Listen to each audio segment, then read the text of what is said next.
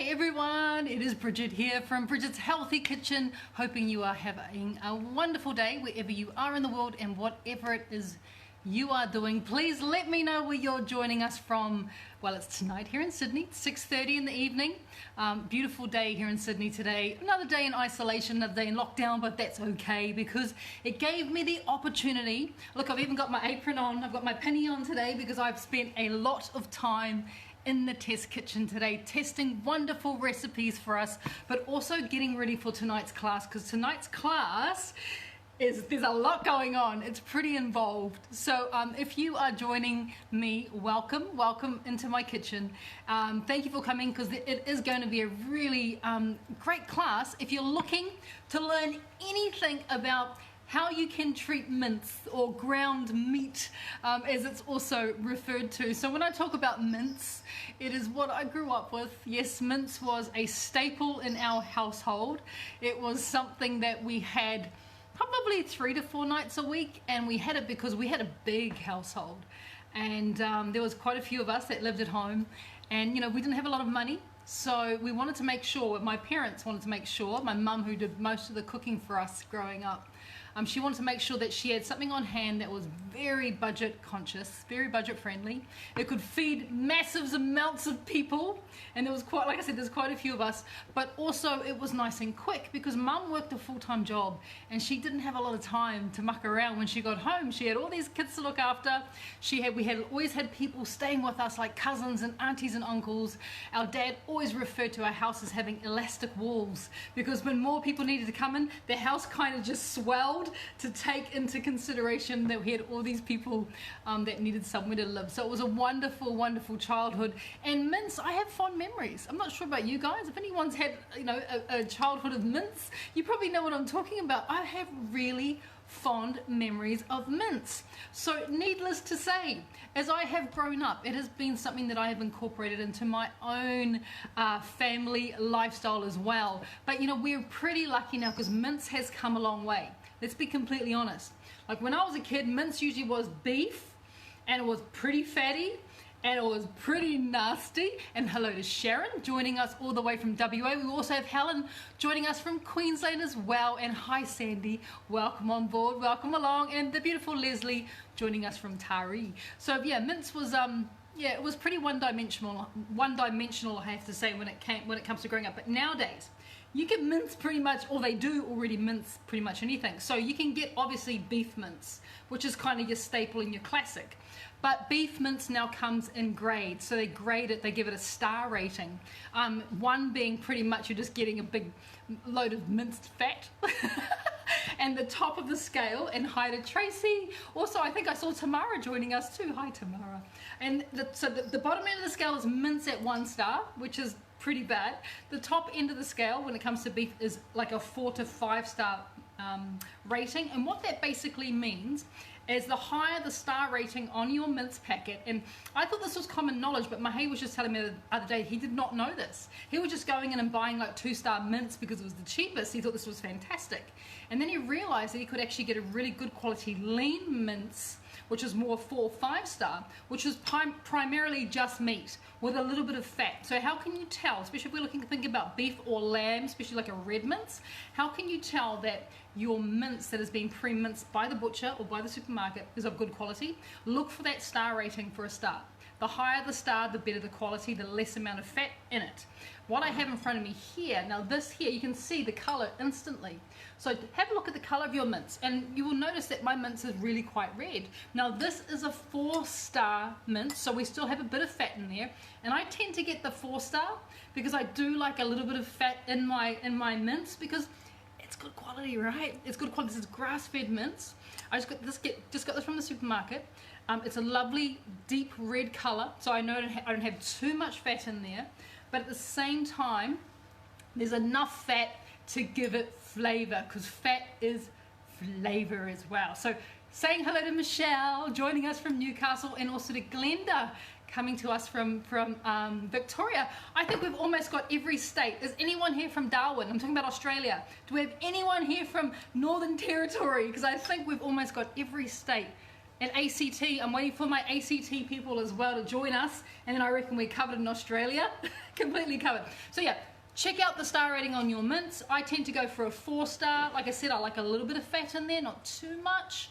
But fat is flavor, fat is good. But if you're going towards more the 2 or the 2-star or the 3-star, you know that it's going to have a lot more fat involved. The quality of the meat is not quite as good. But if this is what your budget can allow, let's just be honest right now, guys. The reason why we're eating mince is that it's cheap.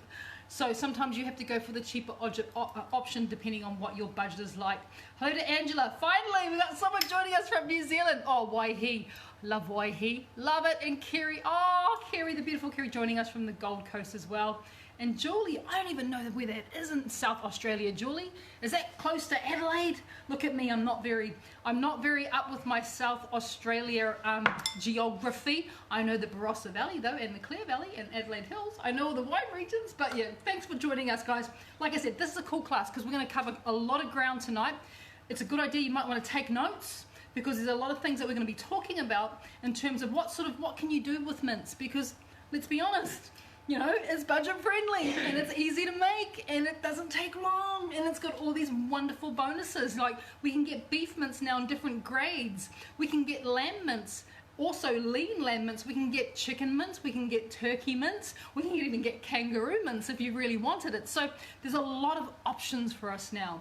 And I think it's really nice that we're able to utilize all these options and create some amazing, amazing recipes. So the recipes that I've got in front of me, and I made a list. Look at my list.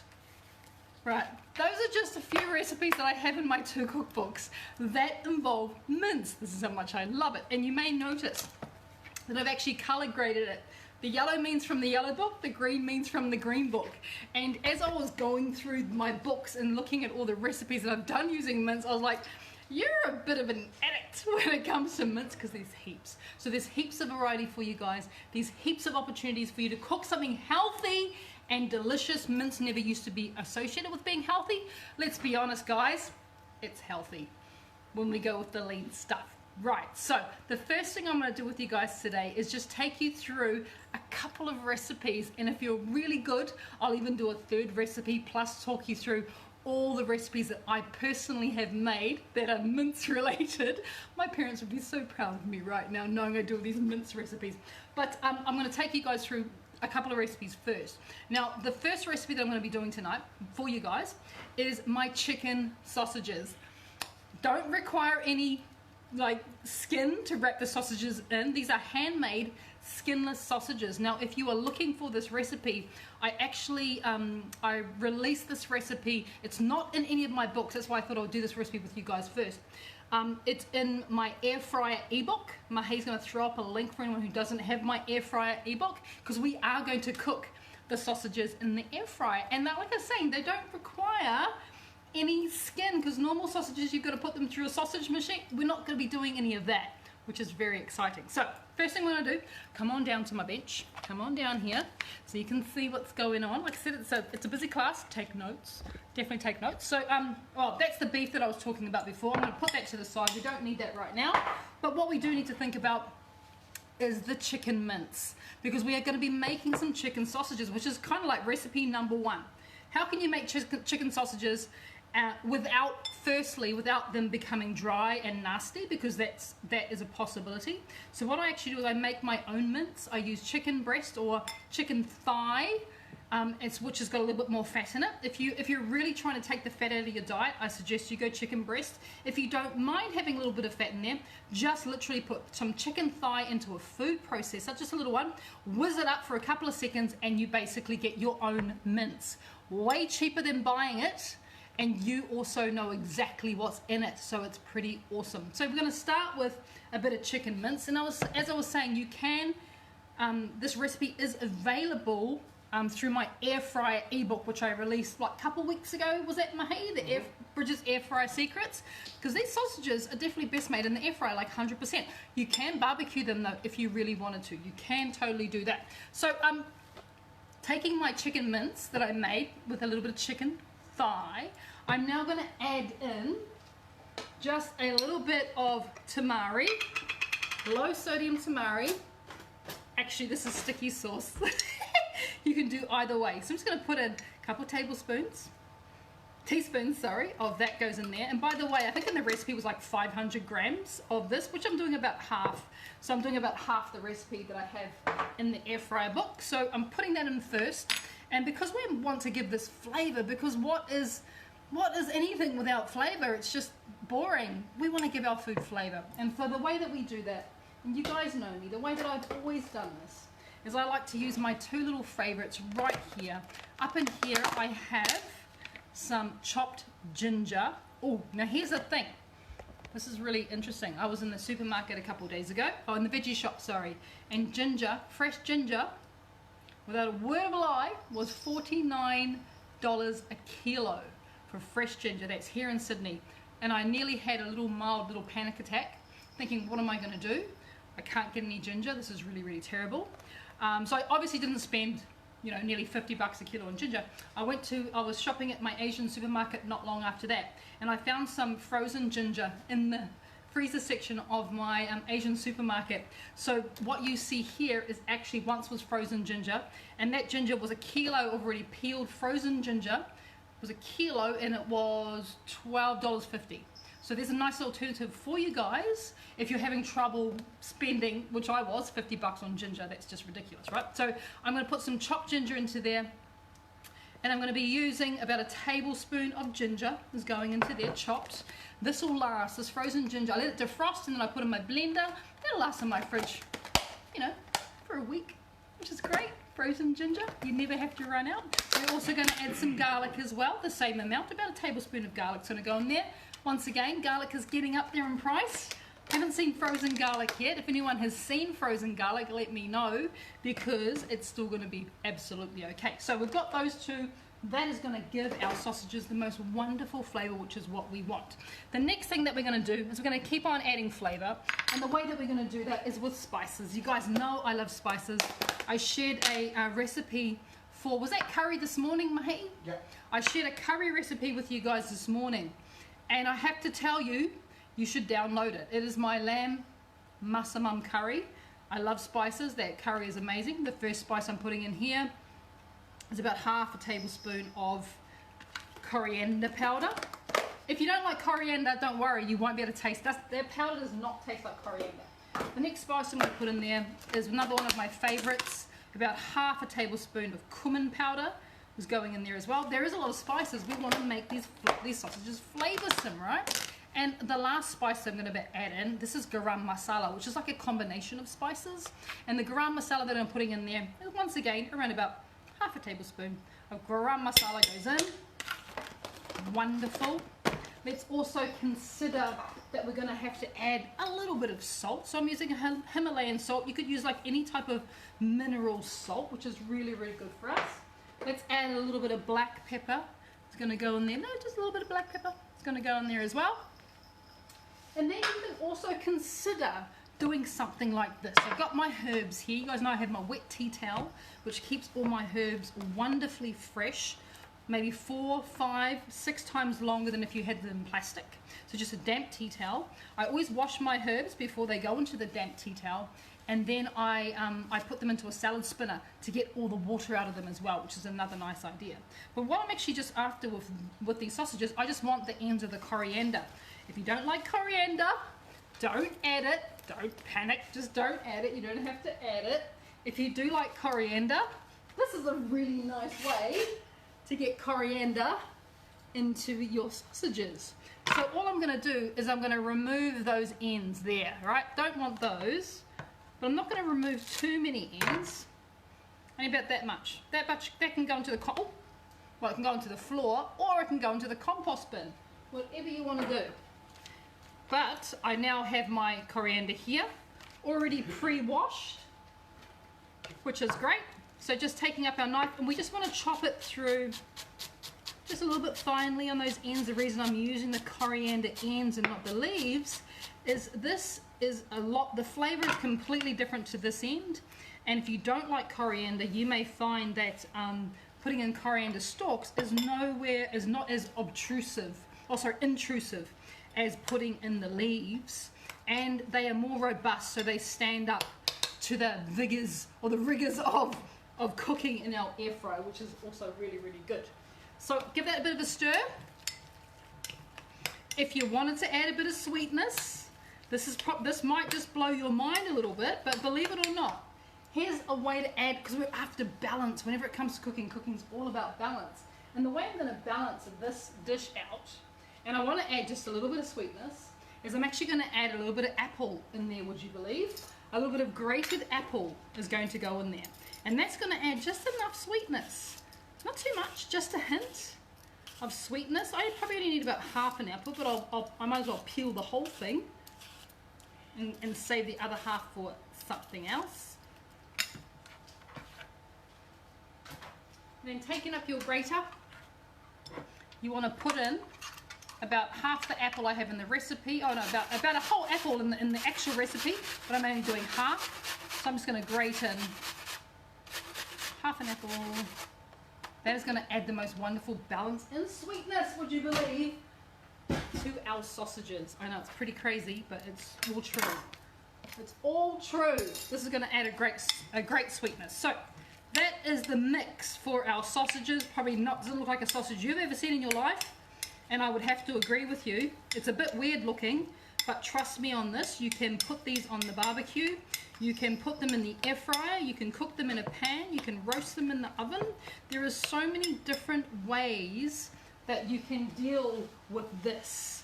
It's very, very versatile when it comes to cooking. It's completely up to you. So, last thing we're going to do, take up a little bit of a bowl.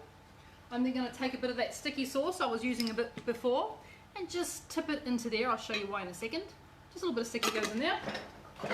Let's preheat our air fryer. Now, our air fryer for this particular recipe, I believe, I'm going to check to make sure I've got the right, oh, it's 190, which is about 400 degrees Fahrenheit. So we're going to turn that on. 190.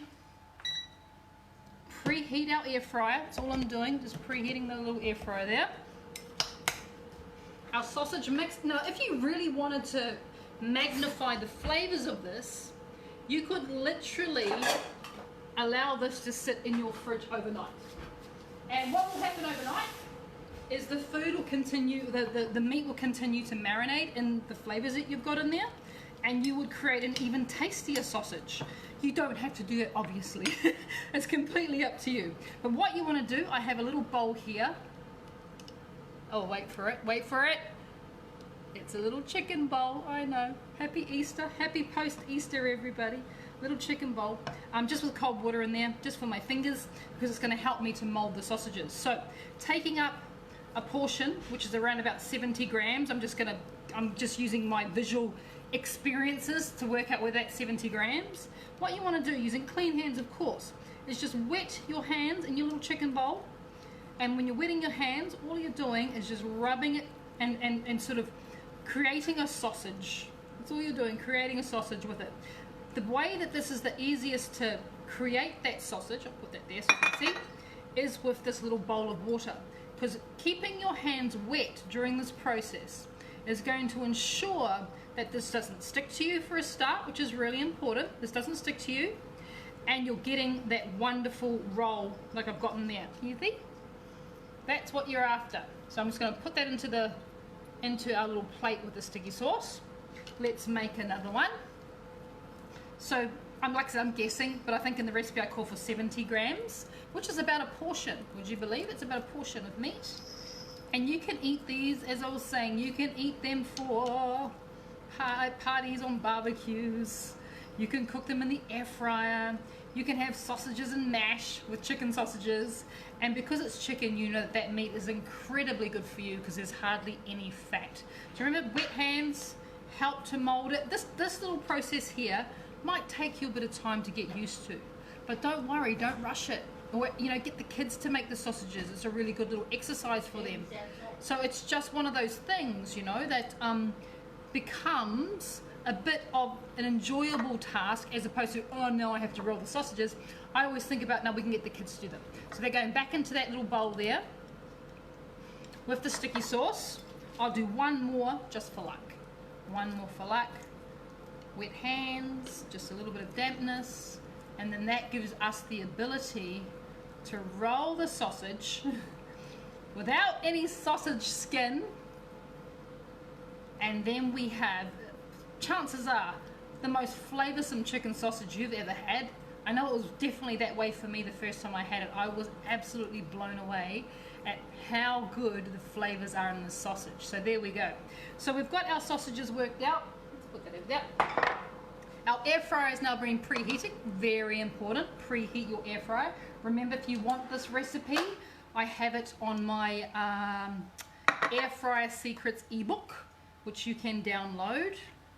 So the reason why I have the sausages in there in the sticky is because now, just like that, just by turning them over, I have been able to layer it with sticky sauce, which is going to be really good when we actually go into the air fryer. It's going onto a little wire rack or sizzle. You want to hear that sizzle? It's going onto that wire rack there, and this is how we're going to cook our bangers, our snags. What else are they called? What else are sausages called? Sangers? No, that's a sandwich, isn't it? Bangers, snags. Can't think of any other names right now. So, May just said sausages. They're called sausages. Yes, they are. So there you go. All right, sticky sauce is done. We've got 3 of them going in there. It's going to take about 8 minutes.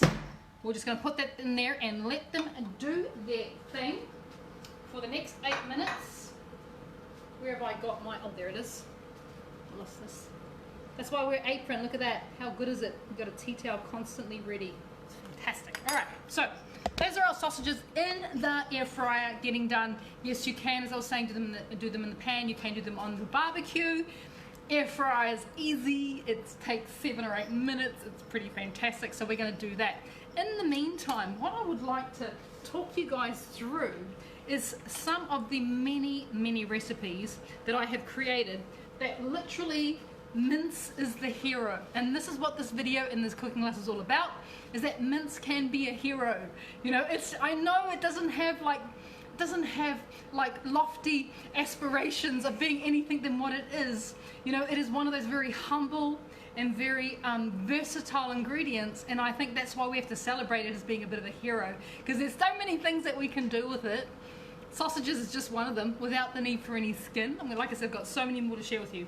But what I'd like to do now, as our sausages are cooking... Snarlers. Snarlers, thank you. Snarlers is another name for sausages. The reason they were called bangers, if I remember rightly, I could be wrong, but you know, you never let the truth get in the way of a good story, right? That's right. So, from what I remember, is the reason they were called bangers is because during the war, Second World War, meat was very hard to come by and it was rationed. So they would make sausages because it was cheap, but they would fill it with all sorts of stuff to make it bigger, you know, to sort of stretch it out. And when those sausages made with things that weren't necessarily meat, they had all the fillers in them, they would go into the pan and they would start to cook. They would explode because they usually were pumped full of water to make the meat more denser than it was actually. So the reason they called them bangers is because they'd go into the pan, and because there was hot oil and water coming out of the sausages, they would explode, and that's why they're called bangers, apparently. That's anyway. So, but what I'd like to share with you guys is some other recipes, because this is all about us sharing our knowledge and you guys becoming a little bit inspired and making Mince the hero of your next meal. So, just to give you a bit of an idea of how many recipes I currently have available in the yellow book, right? Because there's just so many. So, the first one that even comes to mind, before I could even think of anything else, the very first recipe, and it's probably one of my most popular recipes, would absolutely have to be, can anyone guess? That's right, the cottage pie. So, cottage pie is probably one of the greatest things that you can do with mince. I can't find the rest. I can't find the picture now. I wish I could. I know it's definitely in the yellow book. I am looking. Where are you, cottage pie? Oh, I just found the shepherd's pie. That's another one. So we have the shepherd's pie, which is that one there. Now the difference between a cottage pie and a shepherd's pie. A cottage pie is made with beef mince, and a shepherd's pie, I've done a curried shepherd's pie here in the yellow book, is made with lamb mince. Alright? Those are the only differences, quite frankly. So you can make a cottage pie with beef, you can make a a shepherd's pie with lamb, which is wonderful. Now I have that wonderful cauliflower topping on top of that, which is just fantastic. But even if I go right back through to breakfast, there are so many wonderful breakfast options that you can have when it comes to mince. The first one that I have here is my chicken patties. So this is a wonderful way to enjoy chicken at breakfast through my chicken breakfast patties, which are very fantastic. The next one I have on the very next page, you can even think about doing an Asian style dumpling with mince, and these are chicken dumplings as well, which are wonderful. So you've got those sort of options there. But I think the most popular breakfast dish that I've ever done to this date has to be this one here, which is my Scotch eggs. So I basically take hard-boiled eggs and then I take chicken mince. You know how I was doing when I was rolling the sausages, and I mold it around a semi-hard egg, and then I pop it in the air fryer. Seriously, and you get chicken and egg, and you could use turkey mince, you could use beef mince, you could use any mince you want on the Scotch eggs. But it is one of those dishes that you literally have a complete meal all in one. You got egg and you got the mince on the outside, which is really, really fabulous. And of course everything's completely healthy. I also have, here's a nice one. This is there. That is my spiced beef and cucumber boats. Crunchy from the cucumber, wonderfully flavoursome from the beef mince, which I'll be talking about very soon, going through as well. It is a real fantastic dish. So even in this book, one book alone, oh, there's a cottage pie. Oh, there we go. There's the cottage pie. You guys all know that. I'm just going to take off. I've got a filter just pop up onto my phone. I'm going to remove it. Apologies. There we go. I hope that's better. That was the night light that came on. So cottage pie is in there, of course. That is. Remember, cottage pie is beef mince, which is wonderful. What page? Cottage pie is on page 86. It's on page 86. Now, if you guys are well behaved, I will actually do this recipe a little bit later on. You can even create a stir fry from mince. Lamb, beef, chicken, turkey, you decide, right? Kangaroo, venison, whatever you want, you can create a stir fry from it. And in this one book alone, I have 5 stir fries that use mince in here alone. 5 opportunities to eat dinner in 10 minutes, because you know stir fries are really, really quick in this one book alone. So stir fries are a wonderful opportunity for you to make mince that hero as well. So I'm going to go back over to here to see what's going on. Oh, they already look cooked. Oh, I wish you could see this. They're very cute. I'm just rolling. Because that's what you'll do on a Barbie, right? You give them a bit of a roll. Go on, don't stick. There we go. All right. Oh, looking quite cute in there. So yes, mince is the hero. Yellow book has so many options for you. Some of them that I haven't even been through with you. Those are just a sample of the mince recipes in there. But if you're able to make a stir fry, you know it doesn't take very long. And then you could use lamb, turkey, mince, chicken, you know, venison, kangaroo, whatever it might be, and make the most amazing dinner. So it's really pretty awesome. So the yellow book, mince is the hero in so many of those dishes. I'll talk about the green book a little bit later, because right now I'm going to go back over to here and see what we have achieved when it comes to making these little chicken sausages, handmade sausages. You do not need to put them through a sausage maker, which is really, really fabulous. Alright, so let me grab this. Come on down to my bench. Right. Getting all my pieces of paper out of the way. So even after that couple of minutes, fingers or hot. There you go. What we have there, oh, that's got a little bit of a green dye on it. What we have there is a wonderful sausage. Actually, we've got more than that. We've got 3. We've got 3 wonderful breakfast sausages there. They're not breakfast sausages. They're sausages for any time of the day, and they're very hot. And I keep on going back to them with my fingers, with my raw fingers. So there we go, chicken sausages. That's the first one that you can think of doing. They're extremely easy to do. Like you guys saw me do that. It's so incredibly easy to do, and also so incredibly tasty. So yes, you can freeze these. You can also freeze them rolled and then cook them from raw if you want to defrost them, or you can freeze them cooked. They last a long time, and they're a really nice alternative to one of the first recipes I showed you from the yellow book, which is of course the humble chicken patty. So what I have here is just pretty much these guys here, pretty much the same thing, except in my chicken patty I've actually added a bit of onion. That's the only difference there. I cook this in a pan with a little bit of sticky sauce. And when you come to chicken patty, that can either be part of your breakfast offerings, right? You could have something like a chicken or a turkey patty, completely okay. But this is what I really love about this thing here, because think about this as not just being a chicken patty. This could be a beef or a lamb patty, completely up to you. But what you can now do with this is you can make it into so many different things. Yes, you could have it on a breakfast plate with eggs, poached eggs or something along those lines. Or if you're running and going, that becomes your breakfast, one of those. That's, 70 grams of chicken in there, so that's a really great on-the-go breakfast for you if you're running out the door. But the other thing you can do with it is you can think a little bit more and extend that concept of this chicken patty and create things. Let me show you this.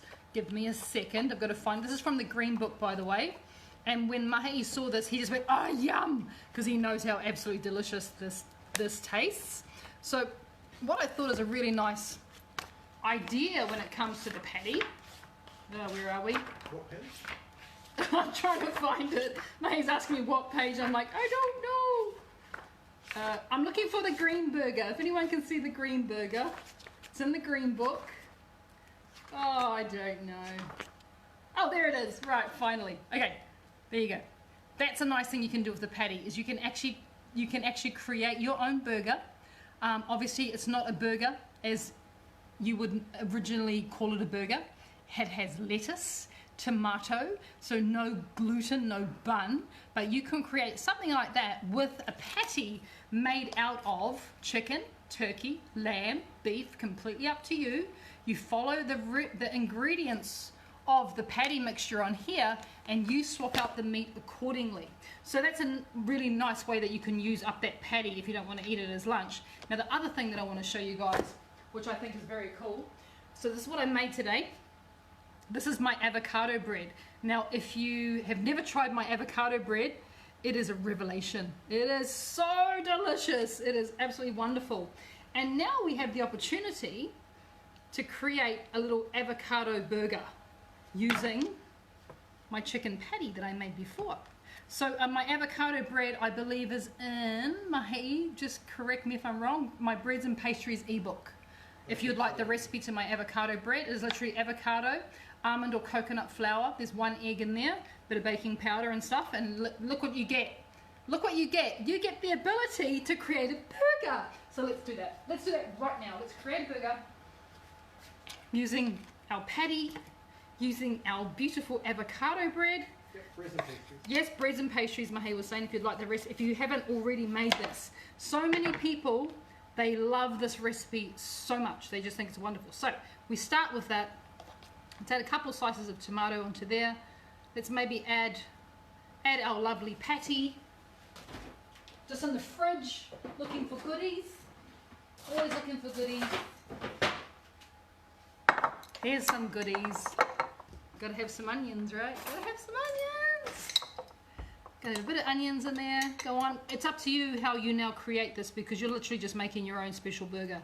I always like to have onions on mine because onions pretty much goes with everything I eat.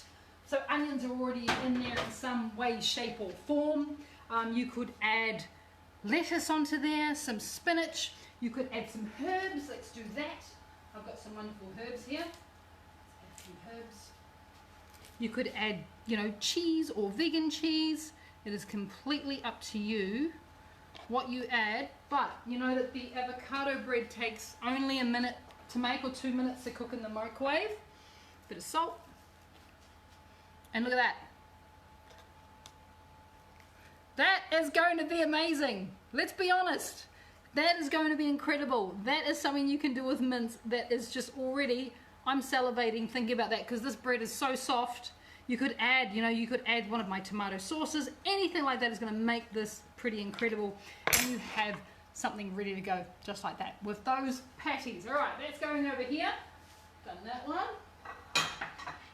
Sausages are done, which is marvelous. The next thing I want to show you guys is another idea when it comes to mince. And it's one that isn't in any of my books. It is it's not in one of these 2 books. It is in my gluten-free breads and pastries ebook. and that is I'd like to make some sausage rolls, if I may. Because I have this wonderful beef mince here, which I'd like to turn into a sausage roll. So we're going to do that. It's really, really easy to do. So easy, in fact, I'm going to look at the recipe because I can't remember what it is. I've got the recipe here. Alright, so we need some mince. I am using beef mince. Of course, you could use lamb, you could use turkey, you could use chicken.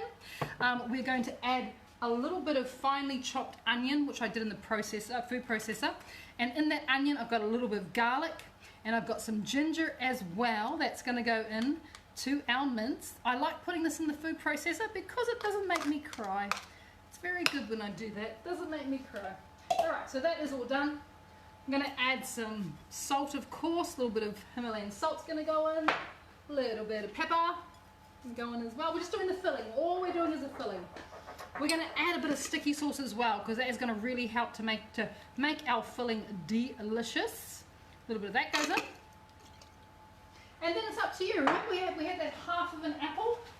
You could literally take this apple right now, this last half you've had, and grate it into there. But you could also use dried fruit in here as well.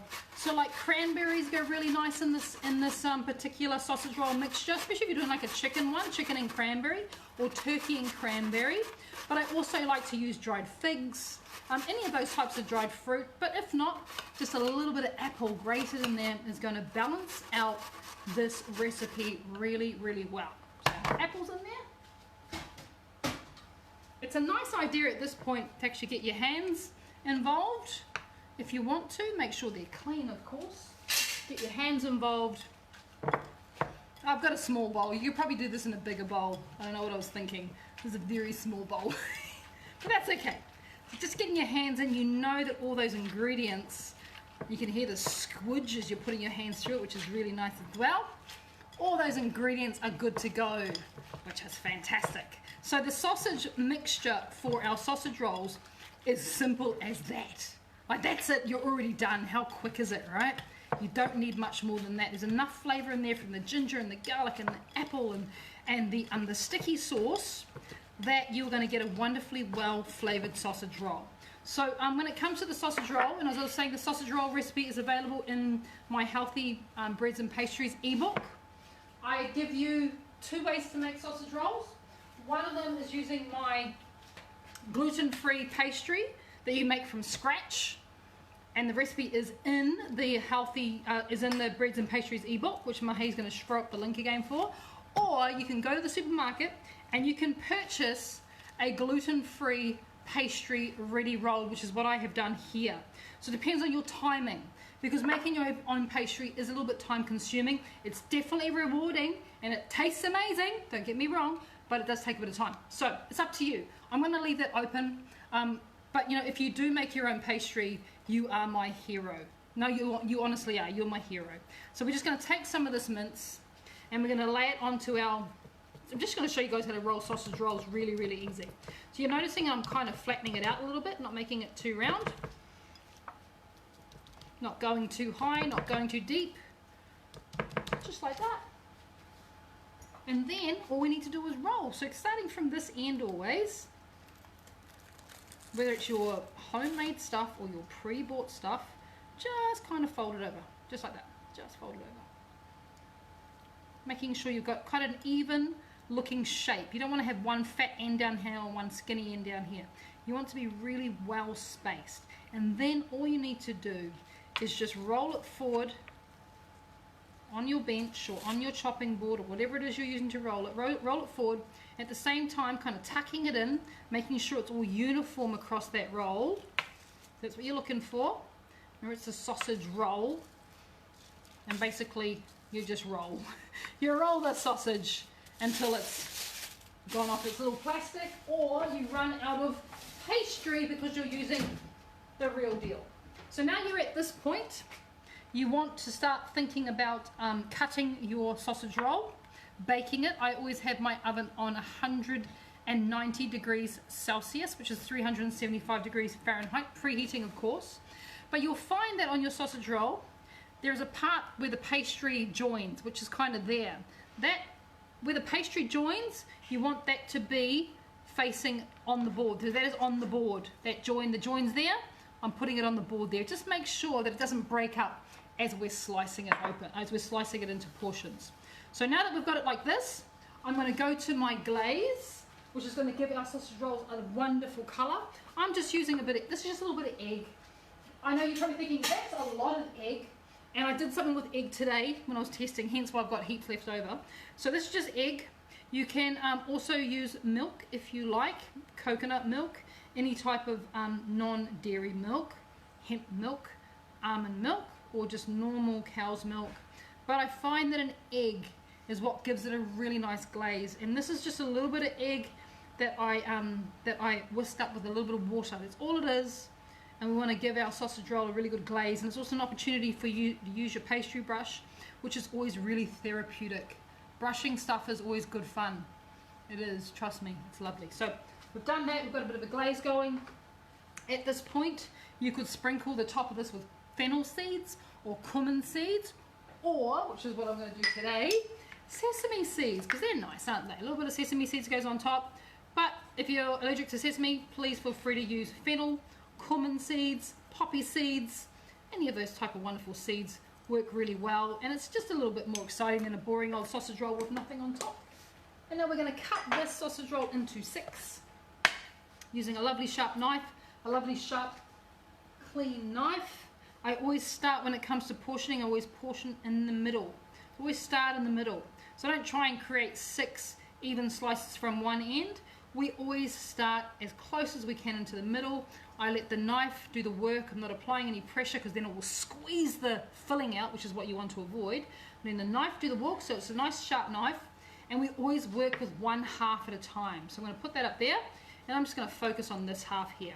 So I need to create 3 even slices from this if I can, which is about a good amount. Remember, let the knife do the work, which is a good size for your sausage rolls. Yeah, happy with that. It's the same when you're cutting sushi. If you've ever cut sushi, you'll find that it's exactly the same. You always start in the middle, cut it in half, and then work on a half at a time. And because I know I'm getting 3 slices out of this, it's pretty easy to get those 3 fairly even slices. All right, all we need to do now, our oven's nice and hot. All we need to do now is put them onto a little baking tray lined with baking paper. It just makes it so much easier to clean. They don't stick to the tray as well. You could finish that off if you wanted to with just a sprinkle of salt. And then these will go into the oven for around about 20 minutes until they're golden brown and cooked through. So I'm popping them in the oven now. And yes, I have a question. Carol Francis has asked, my flaky pastry turned out quite short. Did I mix butter in too much? Your flaky pastry came out short. Quite short. Yeah. Was it my recipe? Because I don't remember doing a recipe with butter. My recipe had coconut oil, or did it have butter? I'm sorry, I can't. I'm very. Who was it from? Carol. I'm sorry, Carol. I'm not. In my head, I don't know.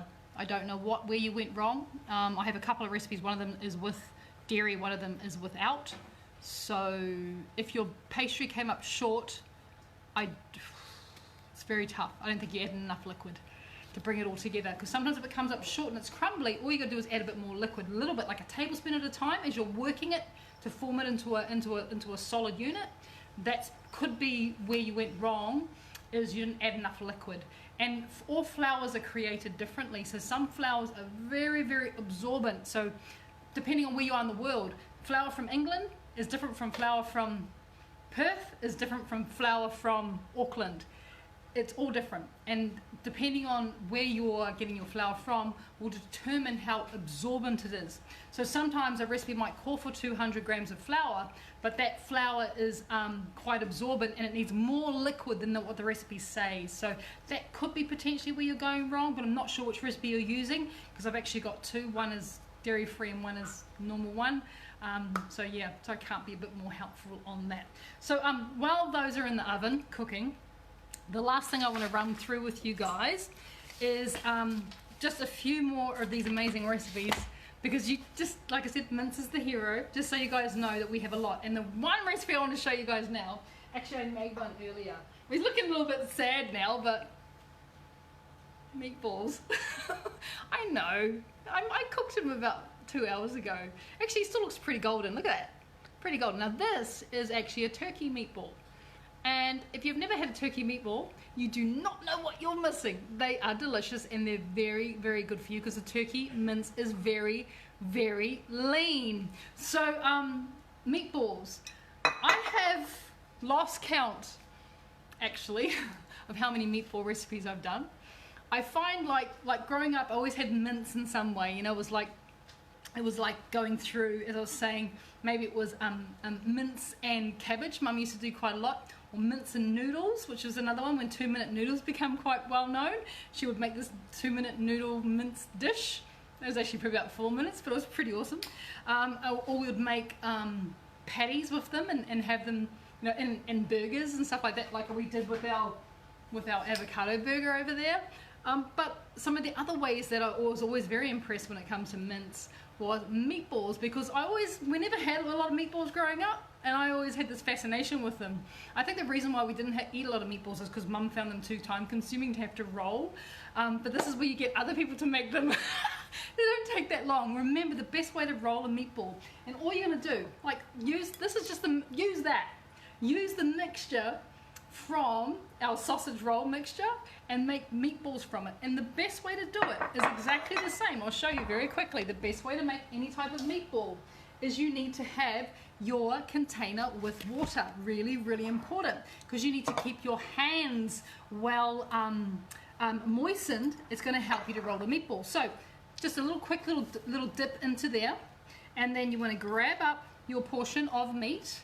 Whether it be, I normally do meatballs around about the 40 gram, which is just over sort of 1.4 ounces of meat. And because my fingers are wet, the mince is not sticking to it.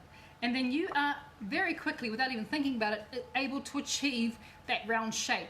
This is the secret here. And having lots, you know, if you're isolating with people in your house, they can become your meatball roller, because, as I was saying, in my books I have so many meatball recipes because I love them. I don't care. If you don't like meatballs, we can't be friends. Meatballs is good.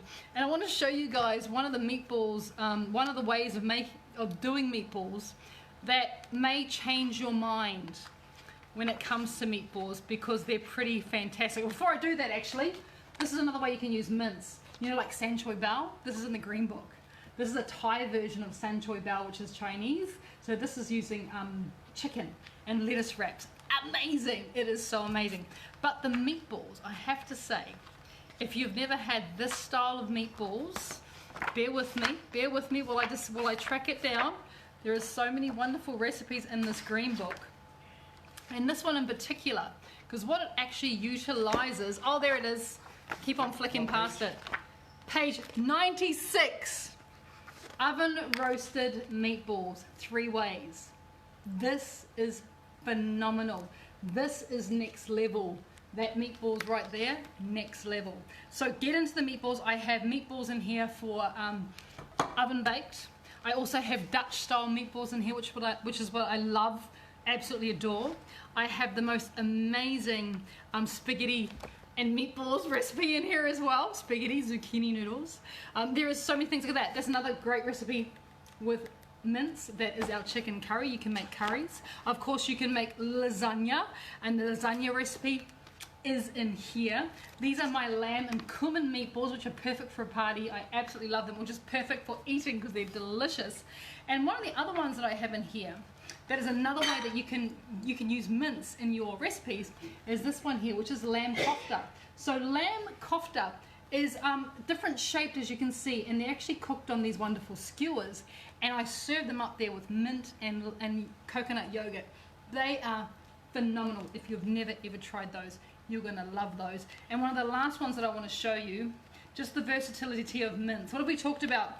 We've talked about meatballs, so many meatballs. In fact, Mahay's and his favourite restaurant in Stockholm is a restaurant, and it's called Meatballs for the People. All they do is meatballs.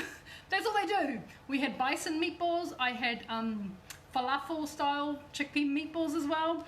Pretty amazing, pretty amazing. But the last thing I want to show you guys, when it comes to, and like I said, there's so many things in this book. Both these books. Oh, there's a spaghetti and meatballs. Yay, spaghetti and meatballs. The last thing I want to show you guys, which is probably for me my favorite way to have mince as a child, like this is the #1 way, was actually in a chili. So this is my loaded beef chili, and it's got avocado and tomato salsa and all the most wonderful things on it, and the most flavoursome chili mince you've ever had in your entire life. It is phenomenal. So all these wonderful things, I think I've named in this short amount of time. Have I missed anything out? No, I think I've covered quite a few of them. What was that, Mahi? You've got Swedish meatballs. Swedish meatballs. I do Swedish meatballs. I do Dutch meatballs because they are different. Don't think that they're the same. They are different. I do a Greek style meatball. I do an Aussie style meatball. I do so many different styles of meatballs, and majority of them you'll actually find in this book, and then the turkey meatballs are in this book as well. So Mince is the hero. As far as I'm concerned, Mince has always been the hero, will always be the hero, because there's so many wonderful, wonderful things that we can do with it. And now we can create our own mince. We can create different styles of mince, whether it's lamb or beef or chicken or turkey or whatever it might be. You are now in charge. So I suggest, moving forward, from this day forth, we make Mince the heroes. It literally is our quarantine hero. I hope you've enjoyed today's class. Oh, before I go, I want to show you the sausage rolls. This is what they look like. Are you ready? Are you ready? Okay. They are pretty gorgeous. Trust me, they're pretty gorgeous. So these are these gorgeous sausage rolls that we created today. Look at them, aren't they stunning? These ones I actually made are chicken ones. The ones we've got in the oven are beef. But these are turkey. These are turkey and fig sausage rolls. If you haven't made my sausage rolls yet, I suggest you go out and you do it. They are phenomenal. They are gorgeous. Try the sausages. Make a stir fry. You know, create meatballs. Make a stew out of beef. Make a pie. There are so many wonderful, wonderful ways that we can use this beautiful, beautiful meat. So underrated. I rate it really highly. I hope you've enjoyed today's class. I've enjoyed being with you guys again today. And I just want to lastly say, please be well and please be safe. And we will see you again, and maybe tomorrow, maybe the day after, here in Bridget's Healthy Kitchen. I hope you all have a wonderful night. Take care. Bye bye.